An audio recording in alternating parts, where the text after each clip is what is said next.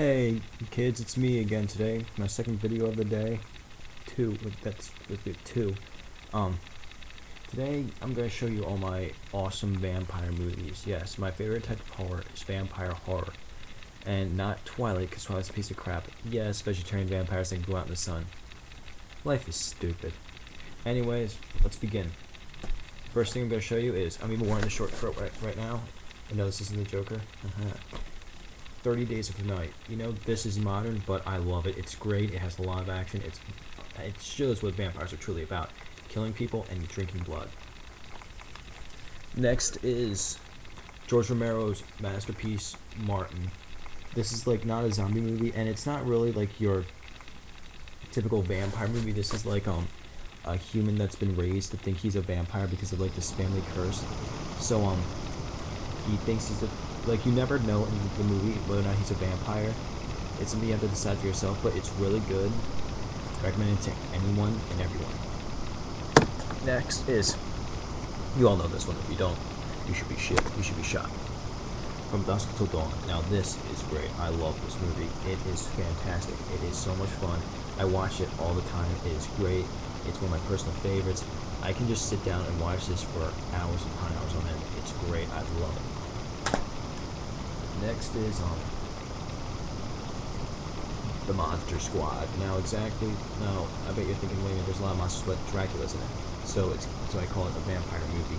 Now, this Dracula is actually pretty mean. I mean, he's nasty. He's one of the most brutal Draculas I have ever saw. But he is awesome too.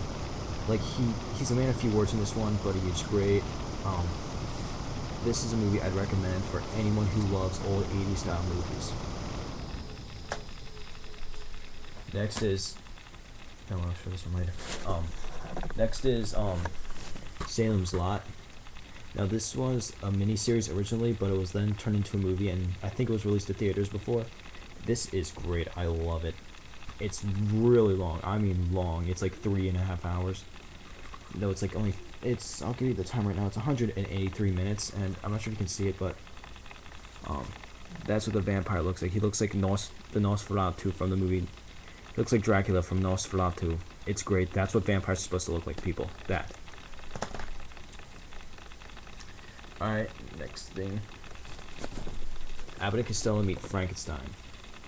I bet you're wondering, wait a minute, it's Abbot and Castello meet Frankenstein. Well, again, Dracula is in it, and it's Bela Lugosi. Bela frickin' Lugosi, people. Not just anyone, the best Dracula ever. And it has two of the greatest comedians of all time, Abbot and Castello. If you don't like this movie, you can die. Okay, I'm kidding about that, but it's a great movie. Next up is the Night Flier. Now, I think this was just a direct-to-TV movie, made-for-TV movie, but I'm not sure. It's made by Stephen King, and this is really weird. Look at that ugly son of a gun. That's the vampire movie, but this is great. I love it. It's got a unique storyline, and like I said, anyone who's a vampire lover and a lover of Stephen King, get it. Alright, next is, this is where I'm going to get into the real stuff right now. The original Dracula, well, the first remake of Dracula, well, it's not the first remake, but, well, it actually is, because the original movie was called Nosferatu, made back in 1922, great movie. Anyways, this has to be my favorite horror classic of all time. If I was stuck on a desert island and I had to choose between watching any of the classic horror movies, I'd pick this one. Because it has that chilling factor to it that, like, makes it just great to watch. And Bela Lugosi, come on. Next this is the second remake, Horror of Dracula. Now I know what you're wondering, wait a minute, how is it the second remake? Well, in England it's just called Dracula. It's the same story as Dracula is, but there's it's really loosely based off the book.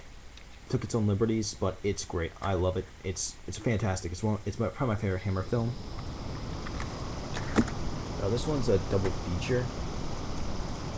It's a horror double feature classic.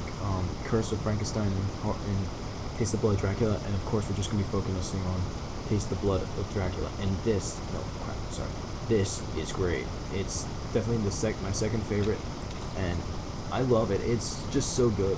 Christopher Lee just performs Dracula so well. He's not as good as Bela Lugosi because Bela Lugosi said what Dracula is, but Christopher Lee is awesome as Dracula. But the only problem I have with this is that Peter Cushing wasn't in it. He's my favorite Van Helsing ever. But he is in Curse of Frankenstein. And if you see this, it's one of those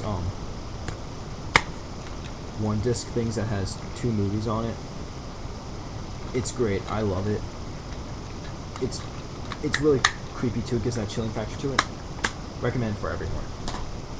Next is this is the last of the horror movie, not horror, Hammer movies I have. It's called The Satanic Rites of Dracula, or if you're in England, it's called Dracula and His Vampire Brides. Now this has, and what I like about this one is him right there, Peter Cushing. He is the man. Now I already established that. Now this is the dullest of them all, but it has like this weird chilling factor, and the Satanic Rites always creeped me out when I was younger. And yes, I watched this when I was pretty young, and it was always, when I was younger, it was pretty creepy. And look at that cover; it looks weird as heck. You don't know what that is unless you watch the movie. It gives away the ending. I'm just gonna tell you that much. All right, this is the last of my Dracula movies. This one's modern, kind of modern too, but I love it. Dracula 2000. This is great. I love the person that plays Dracula. It actually gives Dracula more of a backstory. It's pretty interesting. I'm not gonna tell you what it is. First of all, because it's really hard to explain, and second of all, it just ruined the movie for you because that's part of the ending. This is great. I love it. Even though Dracula 3000 was bad, and I mean really bad. The person that plays Dracula is awesome. He's just like, he barely talks like in Monster Squad, but he does talk at times, and he has like this really chilling accent to him. It just makes it great. Alright, my last 3. Alright, Near Dark. Great movie. This is the movie I just got today, and it's very, very, very similar to The Lost Boys. But anyways, there's some differences in it, but I'm guessing that's how it was in the 80s. I think Fright Night, I don't have that movie, but I think that's pretty, I never watched that either, but I'm gonna give that a whirl one day, see if I can find it. This is good. It's like Lost Boys, but in the West, and I love this holographic like cover. And why am I saying Peter all the time? I don't know. Bill Paxton plays one of the main vampires, and the other dude from Aliens. Like, these 2 guys are in Aliens. You can't really see them too well, but Lance Henriksen and Bill Paxton, both from Aliens. You know what? Also, Janet Goldstein. All 3 of them are from Aliens, and they're all in this movie. It is great. I love this movie. It's a Western Star Gothic thriller movie. It's freaky. It's weird. It's funny. I love it. It's 80s. My last 2, and without a doubt, the one is my favorite movie of all time, and that's also my favorite vampire movie, The Lost Boys. Heck yeah. And yeah, I have the piece of crap sequel. Yeah, they made a sequel to the greatest movie of all time. Life is stupid. Great movie. I love it to death. I mean, it is funny. It has humor. It has chilling factors to it. The vampires look awesome. It has awesome 80s music, and that's one of the things I didn't like about this. Like, I knew this wasn't gonna be like Lost Boys, but it didn't have that awesome 80s soundtrack that this had. It had good sync music, I'll give it that. But this movie is without a doubt my favorite movie of all time. Best vampire movie ever made. Best movie ever made, just my opinion, of course. And this is before, and a lot of people will say, well, this made it bigger because it had bigger actors than this. Well, at the time, these people were bigger actors than these people here. A few of them have made cameos in movies before, but this is before they were even big. Like, this guy here made it big, and you can't see him, but he's in the back there. He played Ted on Bill and Ted. No, he played Bill. I love it, and this is the 2-disc version. I just hope one day they will release the director's cut version, and also they release the original ending, which I'm not gonna know.